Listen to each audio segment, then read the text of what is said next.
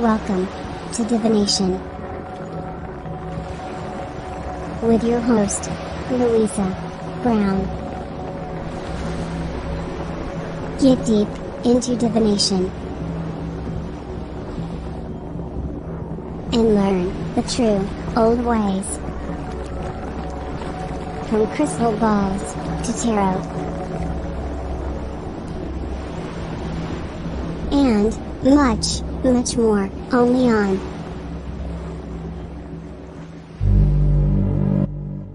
Divination.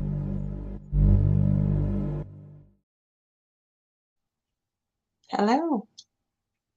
How's everybody this evening? I hope you've all had a good day. It'll soon be the weekend.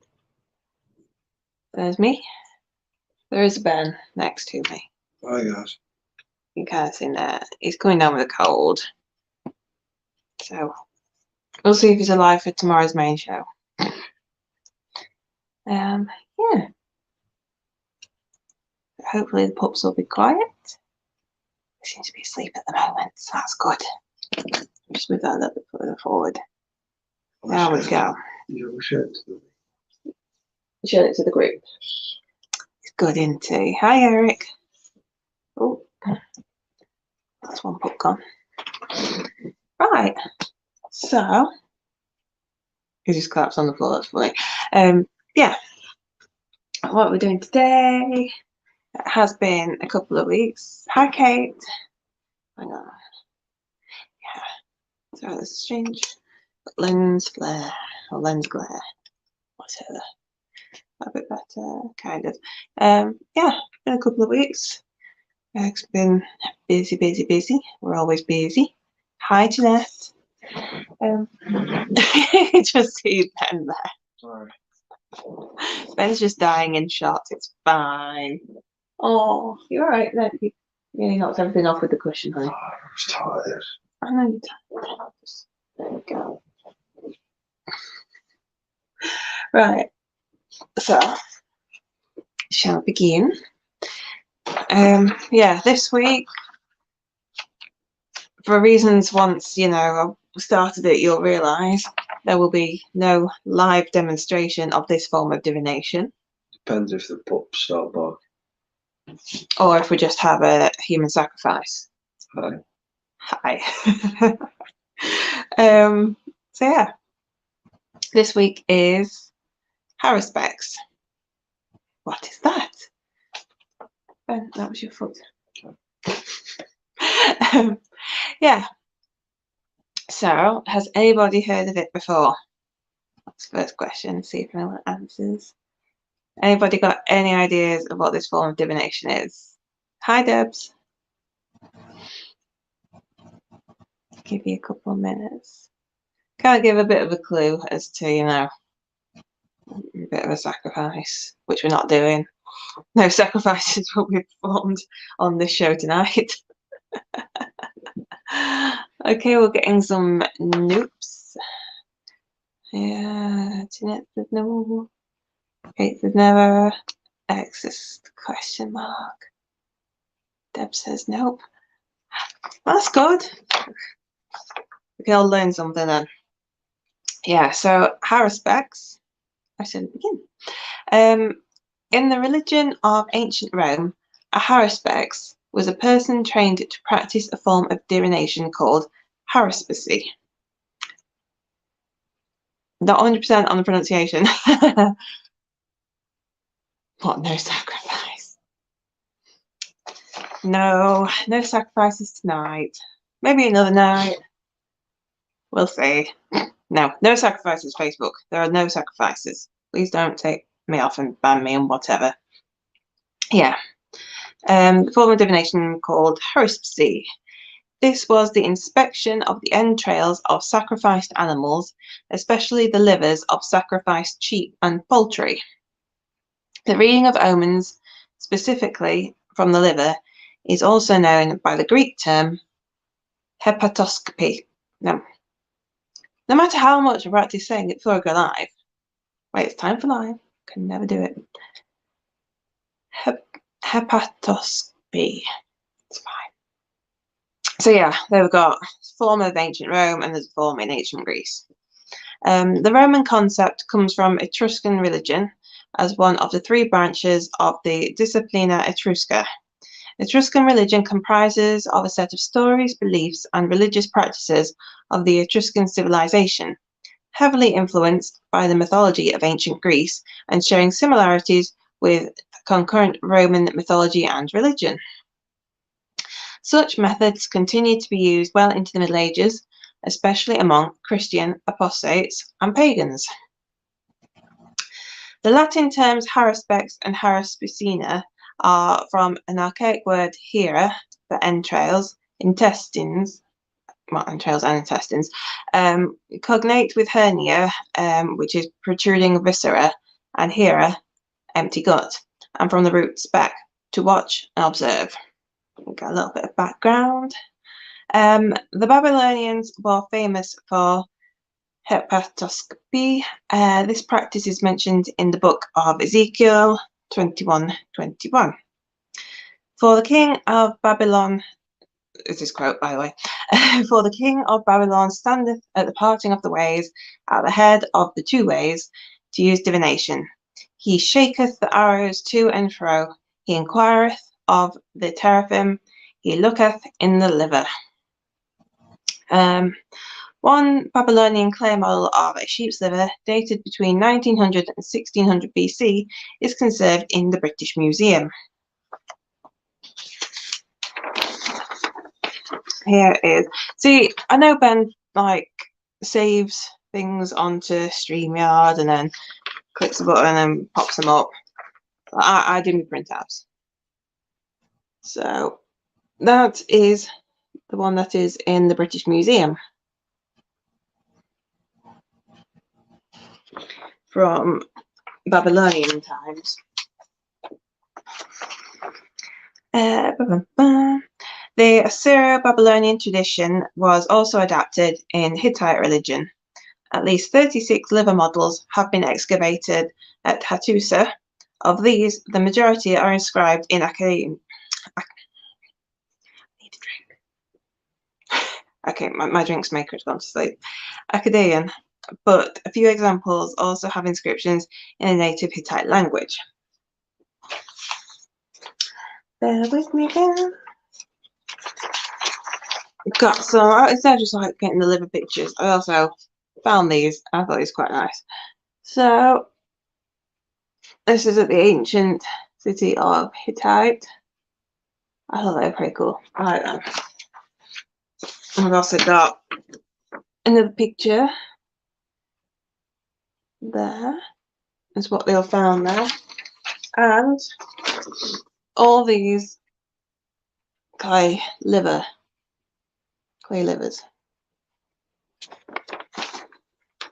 Yeah. So, Roman Haruspex was a form of communication with the gods. Rather than strictly predicting future events, this form of Roman divination allowed humans to discern the attitudes of the gods and react in a way that would maintain harmony between the humans and the divine worlds.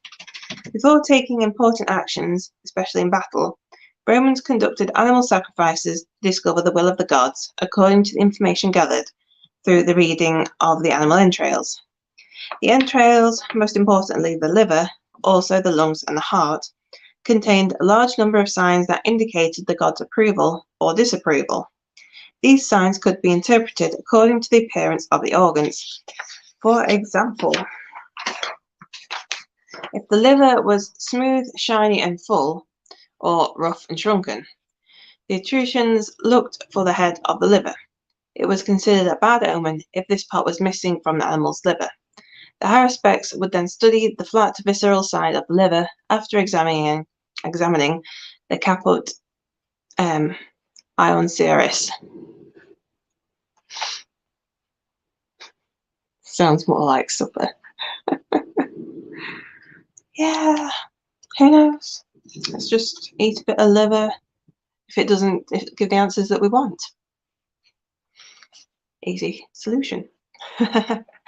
Haruspex in ancient Italy, as we've already said, originated with the Etruscans Textual evidence from Etruscan divination comes from this inscription by the priest Laris Pulneus.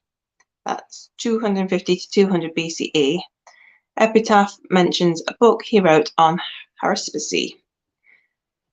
A collection of, I'm not reading the whole thing out, just mentioning it.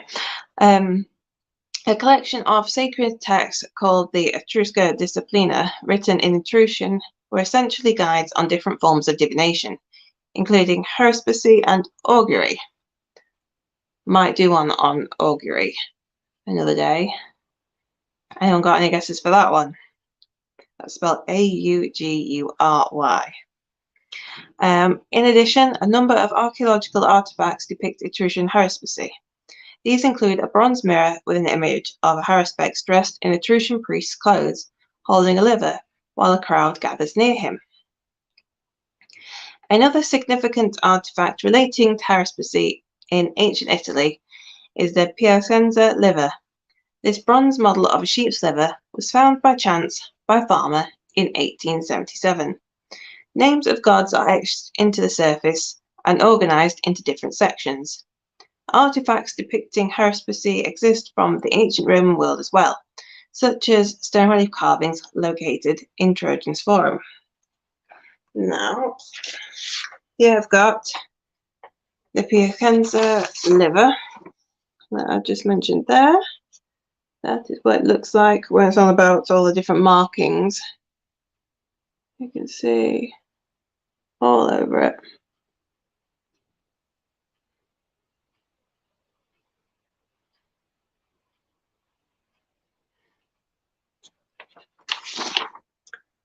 So, and that's how they'll keep the records of like the questions asked and the answers gathered.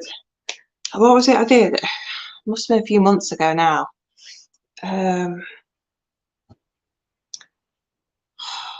My mind's gone. But yeah, what was it? I can't remember now. A few months ago, I did a different form of divination, looked into that, and yeah, there was the bone one. That was it. How in ancient China they would ask the questions on the back of the bone and then put all the markings in for the answers that they got. So it's kind of similar. So instead of obviously trying to preserve the actual liver, they used clay or bronze models and popped the answers in there as their kind of records. And as you can tell by the number that I said that was excavated from ancient Hittite city, they tended to keep quite a lot of them. Yeah, all those. There's loads more. There's not just on the sheet. But yeah. Right. So, like I said, obviously not going to do any practical on this one, for obvious reasons. But yeah, to be honest with you, there's not that much information there on it, on that form of divination, because it's it was practiced then between like the Greek and the Romans. It's not really, it didn't really branch out further from what I could gather on researching. So there wasn't that much information on the topic, but I thought it would be interesting. It's something a little bit different, and what I would actually look at then, that was the main one. But I'll just read out some other more odd and unusual forms of divination. Not going into them like, you know, fully, because again, the things that you wouldn't really want to go into fully, but just give you a bit of a background information on some other forms. So that was the main one, with the livers. What have we got next? Now, this is really going to test me. And when Eric said it sounds more like supper, it might do in a minute. This is electriomancy. Electriomancy. Divination using chickens. So it said that various divination methods were used in which chickens were offered a choice of grain in a particular location or direction, which corresponded to an answer to the subject in question. For example, the parties in battle, or the direction from which a future husband might come. Apparently, one example of electromancy took place during the reign of the Emperor Valens, it's 364 to 378 CE, in which a group of Roman courtiers sought the name of Valens' successor. During the ceremony, a circle was drawn and divided up into segments, with each segment corresponding to a certain letter, and a grain of wheat was placed at each segment. After various incantations, the chicken pecked the grains corresponding to the letters T, H, E, O, and E, which was understood to mean Theodotus, a local official who was known to be ambitious. However, Valens found out about this and had everyone killed, including Theodotus. Okay, got another one. One second. Are you awake?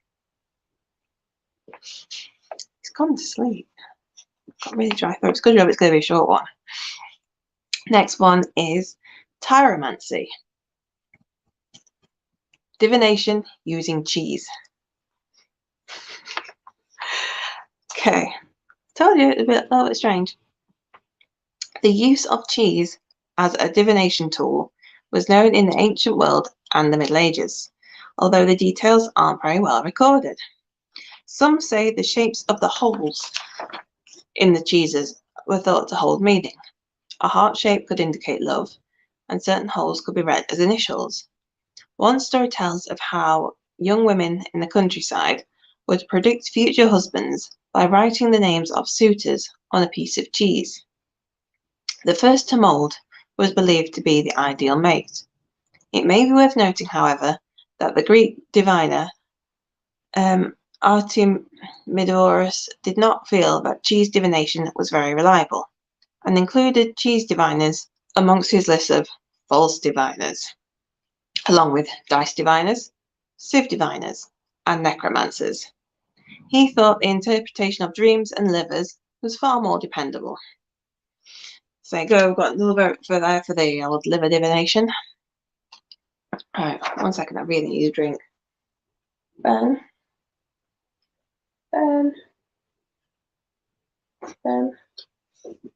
Can you please go get me a drink? I'm really dry. Alright, I'm sorry to wake. Sorry, please, baby. Just some of that tango, please. Okay. Alright, 2 seconds, because that's gone really dry. And I've not long had a drink, so I thought it'd be okay. I'm not prepared. Right. The next one I'm going to look at is claidonomancy. I'll just say that, and I shall wait until Ben returns, and I shall tell you what that one means.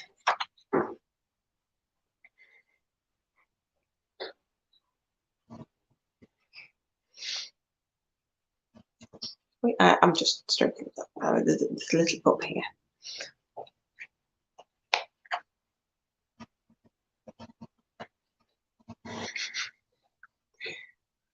Slowly, slowly.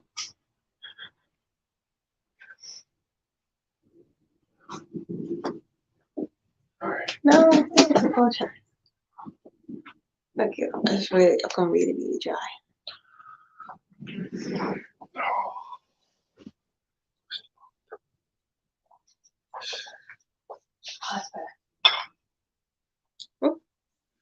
Right, so claidonomancy.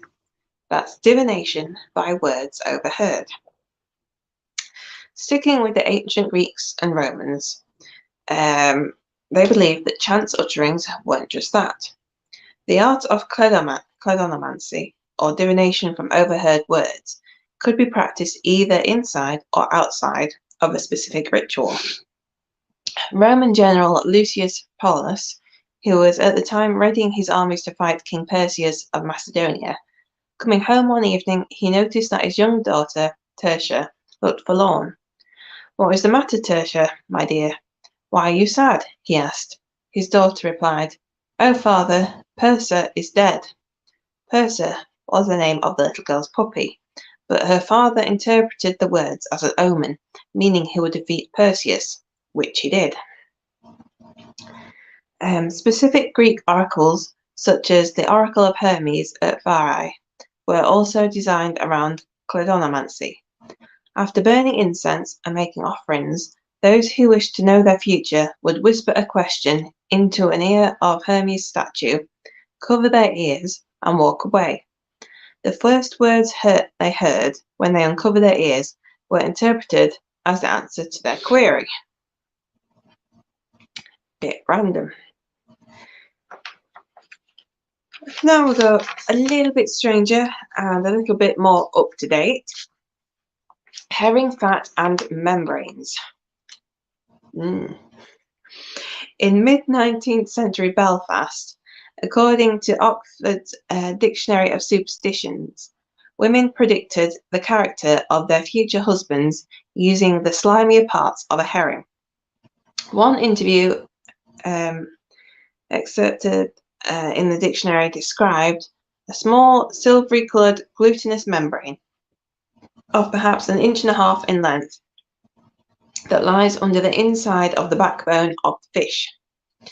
The source goes on to recollect seeing female servants dividing by means of this little membrane the physical or character traits of their future spouses.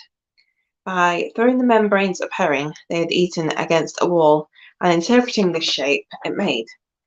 It depended on the way in which it rested. If it stretched quite straight, curved, crooked, very crooked, or all in a little heap, whether the future husband would be tall and handsome or small and ugly. A similar practice was also known in Scotland, where the 1824 Gallovidian Encyclopedia is a little more blunt. Herring soam, the fat of herrings. Young girls throw this against a wall, and if it adheres to it in an upright manner, then the husband they will get will also be. If crooked, he will be crooked. So, I wasn't sure if this part was true, like about the herring fat and whatnot. So, I asked my friend from the Republic of Ireland. Obviously, she wasn't around during the times of doing that, but I asked if she'd ever heard of it, and she said yes. She said that when she was at school, in the history books that they were reading, it did actually tell of that practice. So it is actually true. And she also went on to say how, like, the area of Belfast, like so many, like 100,000 years ago, obviously with it being connected to Scotland at the time, it's interesting how, although they split, some of the practices still remained very similar.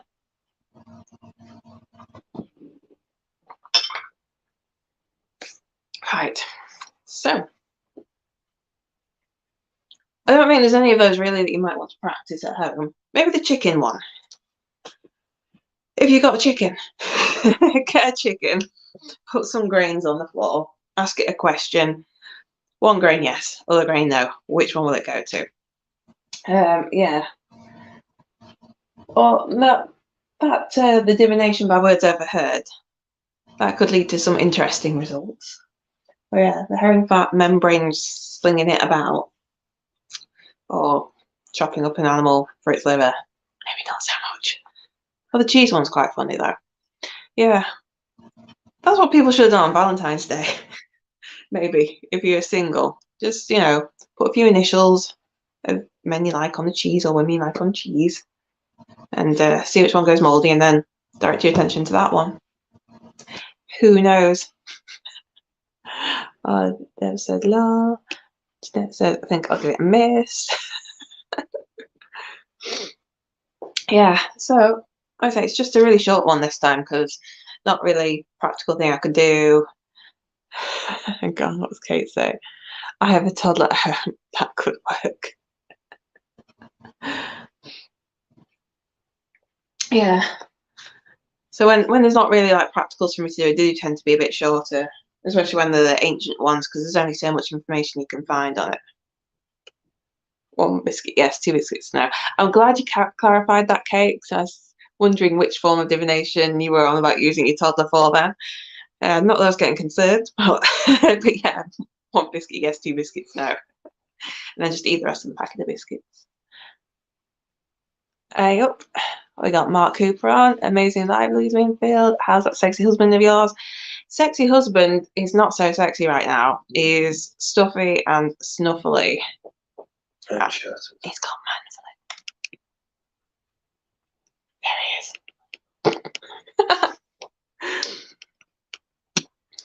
Okay, says yeah, I thought that too. Yeah. So yeah, it's just a bit of a, I say, short one. Just looking at a few different forms of divination on there. No practical this week. See what I can come up with for in like 2 weeks' time. Yeah. Maybe see if I can think of one that we could do a practical with, because they're always fun. Yeah, anyone got anything specific they want me to cover? I can look into it.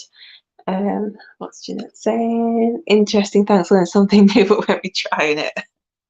Yeah. What's up? I've got one. Oh, Ben's got one. What's Ben got? I Ching. Okay. Yeah. So I might do that. What else have we got coming up this week? Tomorrow we've got a special. Tomorrow we're at Jeanette's house. Yeah, because you'll have seen Jeanette in the comments, that side. Yeah, you'll see her in the comments. You'll have seen her out on investigations. Did a really good one last week. However, we've not really got her in the studio to actually talk to properly, to grill her with questions.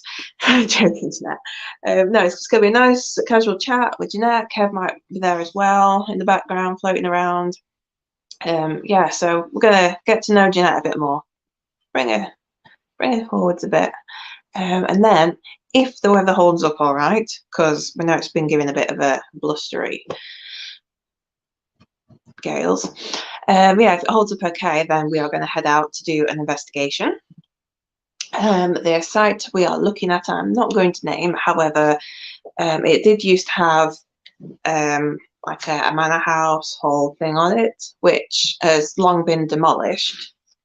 But we're going to that location because it is now a free to walk around location, like a gardens kind of thing.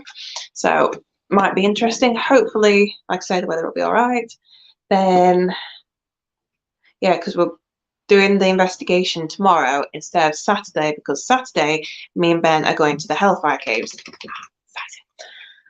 I got the Mockling's got me up here. God, Annette, good evening. Good evening, Annette. Mark says, oh, bless him, tell him I love him. Obviously not in a gay way, just in a semi-burner type of way. There you go, you feeling love. Gay. I'm always coughing down. You can't die quietly, can you? Kate says, I'll have plenty of questions for you, Jeanette, as always. Can't wait. Yeah, let's get to know Jeanette. Jeanette says, very windy tonight. Yeah, I can hear it blowing because I've got like the chimney just next to me. I can hear it. So we'll see. We'll see about tomorrow. Then Sunday, all being well, as long as we're not too tired. You saying cake? I think Kate's on, if I remember correctly. I thought that was the weekend after when we're filming. I'm not sure. Because I think this weekend, well, I don't know, because I was going to go back into the occult sciences book. I'm not too sure. Ben doesn't know what's going on. Because Ben says that he thinks Kate's on this weekend, but I thought she was on next weekend when we're not going to be available. Kate, what have you been told? This is like really bad management between the group. And that says, I'll have to catch up, just got home. Yeah, it's only a short one tonight. It's only like half an hour long, so length of time it takes to drink a cup of tea at a leisurely pace. Jeanette says, thanks, Kate, I think. You're fine. Yeah, next Sunday the 24th. Okay. Yeah. Okay. Ben doesn't know where he is. I haven't got a clue. I've Ben, got a puppy there. yeah. That's good for you. Cuddle the puppy. Yeah, so all being well. Sunday we've got the occult sciences, continuing with that. And then we've got a special next Wednesday. I'm very excited to tell you about. Some people might have seen Damon's post on the group asking like if anyone would like to host their own show or a series on the new network that we're creating. So we've got more shows, different people, different days of the week. Yeah, on Wednesday we've got a new one coming to you. So if you're interested in sort of Wiccan and witchcraft, that's going to be good, which I'm really excited about. So hopefully it'll all go well. No reason why not. So that could be good. I'll put a post up advertising it like at the weekend. But yeah, just let you guys have a heads up on that one. It's not New Age Wiccan either. Not New Age Wiccan either, as Ben just said. But you'll see when you watch. Still gonna be good. Is it real or is it man flu? I think it's more exhaustion. 26. Yeah, we get where you are, don't worry. Could be AIDS again. Oh my god. And that says that sounds great. Okay, Jeanette, your comment coming after Mart's is not the best of timing. Right, so anyway, I was going to wrap this up now. So I hope you can join us tomorrow. Bye from Jeanette's. We'll see if, Ben's a bit more alive or if he is, like, possible sacrifice for the next divination show. If not, I've got a puppy. Yes, dear, you've got a puppy. And that says, get some ginger and hot lemon down your neck, Ben. That works wonders. Puppy cuddles. He's just gone soft and pathetic. I'm not soft and You are being soft and pathetic. Ah, my boy. He's giving me puppy cuddles. No, you're soft and pathetic. Right, I'll go deal with him. Hope you all have a nice night and see you tomorrow. Bye. Oh my god, one more comment. Jeanette's just laughing. All right then. See y'all tomorrow. Bye.